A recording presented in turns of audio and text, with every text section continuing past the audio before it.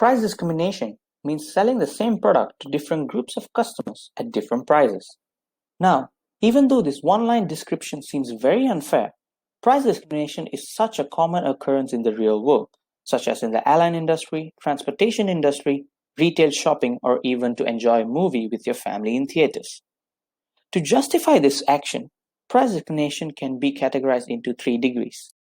Firstly, personalized pricing. Secondly, menu pricing. And finally, group pricing. And today, we would look into the second degree, which occurs when a firm charges different prices depending on the volume of purchase. Let's say 2 customers walk into a Starbucks cafe.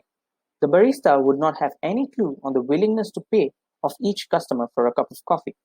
Customer A could essentially be a high-demand consumer who absolutely loves Starbucks coffee, while customer B is in a hurry and would buy any coffee for a cheap price. So, to allow the customers to self-select, Starbucks introduces several cup sizes, namely tall, grande, and venti, with respective prices and volume.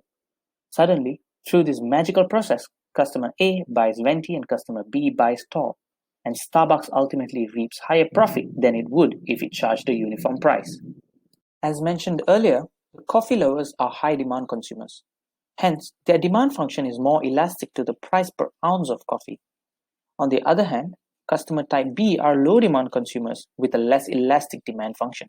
Since customer A's willingness to pay is high, with a uniform coffee price at P1, they would be enjoying a higher consumer surplus than customer type B. To exploit the excess consumer surplus, Starbucks could charge 2 different fixed fees of T1 and T2 respectively.